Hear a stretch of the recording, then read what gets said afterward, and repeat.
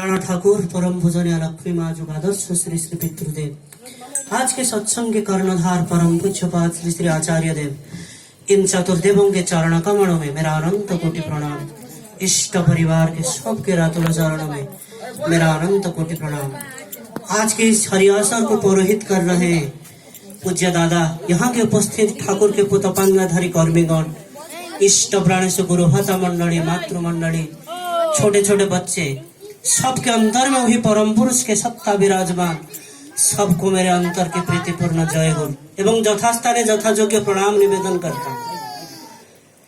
कहना निष्प्रयोजन, आज के इस भव्य हरियासर को हमें प्रदान करके विभु प्रेम में निमज्जित होने का जो परम आनंद की बात कर रहे थे सूरज भाई, प्रदान किए यहाँ सूरज दा और यहाँ के जो उपयोजना केंद्र के सारे गुरु भाई माँ सब लोग, तो सबके पंच महाजीवन, व्यक्ति जीवन, दाम्पत्य जीवन, परिवार जीवन, समाज जीवन एवं राष्ट्र जीवन कैसे सरस सुंदर मधुमय मंजुल हो उठे, जीवन जीवन जैसे जीवनीय हो उठे, ये मेरा एकांतिक प्रार्थना। ठाकुर तो बोले हैं, बहुत सारे चीजें दिए हैं ठाकुर, और करने के लिए, पाने के लिए कुछ तो करना होगा। ना करे जो पेते चाहे दुख तार पीछे धाए। और ठाकुर खूब सरल विधान दे दिए हैं, जैसे वो जजन जाजन इष्टभृति प्रत्यय करणीय। ठाकुर को एक दिन एक आके पूछता है, ठाकुर जो लोग आके नित्य जजन जाजन इष्टभृति करते हैं उन लोगों को भी क्या कम दुर्भोग भोगना पड़ता है? बाकी लोगों जैसे उनको भी तो दुर्भोग भोगना पड़ता है। ठाकुर बोलते हैं, ये जजन जाजन इष्टभृति नित्य करने से तुम्हारे जो दिमाग है, जो मगज ठीक रहता है, दुर्भोग नहीं आएगा। इसे थोड़ी ना होता है। हमारा तो कर्म फल है, प्रारब्ध है। बहुत जन्म के बाद तो ये जन्म मिला है हमको, प्रारब्ध है, प्रवृत्ति माफिक चलन है। हम क्या ठाकुर के विधान में मुताबिक ठीक ठीक चल पाते हैं?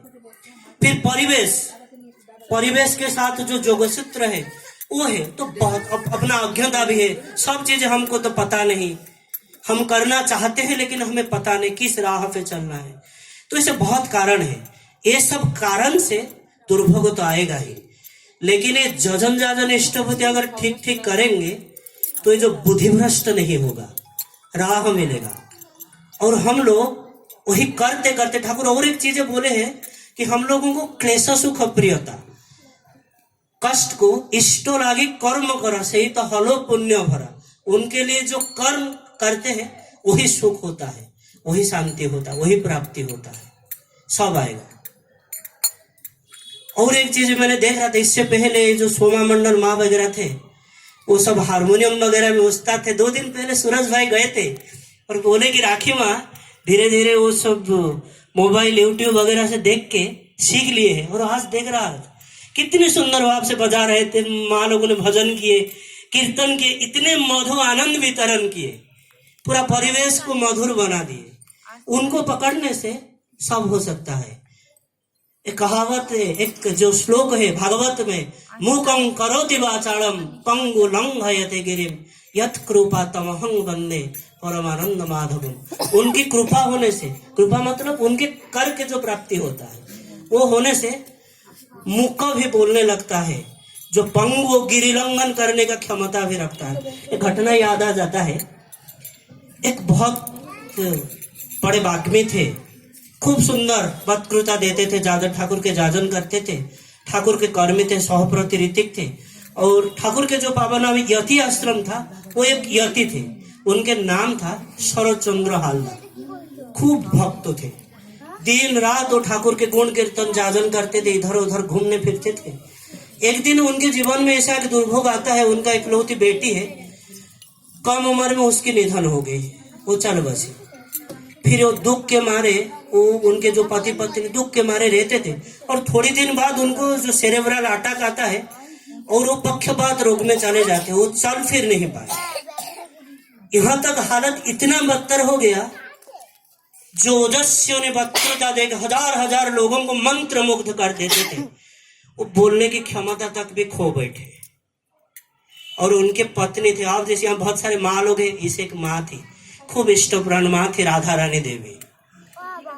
उनके आंखों के आंसू तो बहते रहे, सुख नहीं रही थी। क्या करेगी? यति आश्रम के बाहर वो श्रद्धा के सेवा शुश्रूषा वो सब करने लगी। फिर कुछ ठीक नहीं हो रहा था, और उस टाइम ठाकुर की हालत भी थोड़ा खराब था, वो अस्वस्थ थे। उनको जाके निवेदन करने का कोई अवसर नहीं। वो मन ही मन सोच रही थी अगर थोड़ा निवेदन का मौका मिल जाए तो ये जाके मैं व्यक्त करूं, कुछ हो सके, ठाकुर वो चाहे तो वो कर सकते हैं। और उनके माँ के मनोमाफिक एक दिन ठाकुर उनको बुलाते हैं और ये चीजें वो बोलते हैं। तो बोलने के बाद वो ठाकुर के निर्देश क्रम में, आप सब जानते हैं ठाकुर एलोपैथी पढ़े थे, होम्योपैथी के ट्रीटमेंट, ठाकुर तो खुद डॉक्टर थे सब चीजों की, शरीर का नहीं, शरीर मन आत्मा यजन परजन सबका डॉक्टर थे ठाकुर। तो ठाकुर एक साथ उनके तीनों तरह का ट्रीटमेंट शुरू कर दिए, एलोपैथी, आयुर्वेदिक, होम्योपैथी। उनके सारे मेडिसिन आपको पता होगा, सारे आयुर्वेदिक के। उस टाइम ठाकुर होम्योपैथी के ट्रीटमेंट करते थे, लेकिन ठाकुर पढ़े थे एलोपैथी, तो सारे ट्रीटमेंट शुरू कर दिए। कुछ दिन बाद उनके हालत थोड़ा सुधरने लगा, लेकिन इतना नहीं, लेकिन वो बोल नहीं पा रहे थे। इसे थोड़ी दिन ट्रीटमेंट के बाद वो माँ फिर से जाके बोल रही थी कि जो आपके गुणगान इतना करते थे, सबको मंत्र मुग्ध कर देते थे, उनके मुंह से एक शब्द तक स्फुरित नहीं होता है, बड़ा दर्द होता है। ठाकुर आप चाहे तो कुछ कर सकते हैं। ठाकुर फिर राधा रानी देवी को बोलते हैं, अच्छा माँ तुम्हें गाना गाते पारो, गाना गा सकते हो? बोलते नहीं ठाकुर मुझे तो गाना नहीं आती है, गंधर्व कला मेरा तो जीरो नील है। अच्छा फिर थोड़ी देर रुकते हैं ठाकुर, अच्छा हो कर सकते हो? ऐसे भाव के साथ चिल्ला के हो करके नाम करके कर सकते हो? फिर माँ बोलते हाँ हाँ हो कर सकते हैं। तो बोलते क्या है, काम कीजिए, वो जो यति आश्रम के सामने जाके आप नाम करते रहो और ठाकुर के भाव में भावित हो गए, इसे हो करते रहो। फिर वही करते रहे, इसे कंटिन्यूअसली जब मौका मिले 14 दिन तक करते रहे। 14 दिन के बाद एक दिन देखा जाता है, जो कहते हैं ना मूकं करोति वाचालम पंगु लंघयते गिरिम, एक दिन श्रद्धा बोलते हैं जय गुरु। फिर उसके बाद शुरू हुआ उनके जैसे वो कर रहे थे, ऐसे शुरू हुआ। तो वो चाहे तो कुछ भी कर सकते हैं। टाइम हो गया शायद, 2 मिनट है तो और एक छोटे बात याद आ रहा है, बोल दो। ठाकुर के बात तो अकथ है, अनंत है। ठाकुर के और एक बड़े भक्त थे कृष्ण प्रसन्न भट्टाचार्य केष्टोदा, वैज्ञानिक थे, सीवी रमन के असिस्टेंट। तो वो ठाकुर के साथ 1920 में उनके साथ मुलाकात होता है, 1922 में। उससे 2 साल पहले वो नए नए शादी किए थे। उनकी जो बीबी थी उनकी तब उम्र ही 17 साल, आपके जैसे एक माँ थी सुषमा देवी। तो 1922 ठाकुर के साथ मुलाकात होता है, और एक साथ बाद वो सीवी रमन के असिस्टेंट थे। आपको पता है कि वो नोबेल प्राइज मिला था सीवी रमन को। सब कुछ छोड़ छाड़ के यहाँ आश्रम में आके परमानेंटली रहने लगे, और अपने जो बीबी को वहां छोड़ यहाँ लेकर आ गए। तो वो जब आए तो यहाँ रहने लगे, तो एक नए परिवेश में, कोलकाता से वो वैज्ञानिक थे, इतने बड़े परिवार की बेटी थी, तो इस परिवार में 2 वक्त खाने का भी नहीं मिलता था तब। फिर सबके साथ वो रहना होता था। तो सुषमा माँ को वो अच्छा नहीं लगा। वो एक दिन वो केष्टोदा के पास बीबी जाके जैसे हस्बैंड को बोलते, শুনছে আমাকে এখানে থাকতে ভালো লাগছে না, আমি কলকাতা जाते চাই, मुझे यहाँ रहना अच्छा नहीं लगता, मुझे कोलकाता याद रहा है, तो मुझे कोलकाता भेज दो। तो केष्टोदा सब ठाकुर को जाके बोलते थे, ठाकुर को ये बात जाके बोले तो ठाकुर सुषमा माँ को बुलाते हैं। तो वो बोलते हैं कि माँ हमें सुनते बांग्ला मुझे इतना अच्छा नहीं आता है, तो मुझे सुनने को मिला कि तुम्हें यहाँ रहना अच्छा नहीं लगता। और वो भी निष्कपट माँ थी, बड़े सरल भाव से बोलती, हाँ ठाकुर मुझे बड़े अकेले अकेले महसूस होता है, यहाँ रहने का मन नहीं होता, मैं शायद खास नहीं कर पाता हूँ इन लोगों के साथ, इसीलिए मैं कोलकाता लौट जाना चाहती हूँ। तो ठाकुर तब बोलते हैं, তুমি এখানে অকেলা কখন থাকো, আমি তো তোমার কাছে আছি, তুমি কি আমাকে महसूस करते पारिस ना? तुम क्या मुझे महसूस नहीं कर पाते हो? जब तुम्हें अकेला लगता है ना तो मेरे पास चले आना, मैं तो हूं, तुम तो मेरी माँ हो, मेरे पास चले आओ। फिर खुश हो गए, वहां रह के काम करने लगे। उनकी उम्र तब कम है और वहां खाने का ऐसा गंदा हाल है, 2 वक्त ढंग से खाना नहीं मिलता। चावल के साथ जो डाली मिलता था, इसे डाल दो तो इसे बह जाएगा गंगा जैसे, उनसे एक मिर्ची आ जाता तो लोगों को लगता है कि पनीर मिल गया वहाँ। और वहाँ उनको खाने पीना, ग्रोथ की उम्र है वो, मतलब वहाँ इससे ज्यादा उनको क्या होता है, काम से ज्यादा उनको ज्यादा भूख लगती थी। बहुत खाने पीने घर की लड़की थी, बहुत ज्यादा भूख लगती थी। वो करने के बाद थक जाते थे। एक दिन ऐसे काम करते करते इतना थके वहां बैठे बैठे सो गए।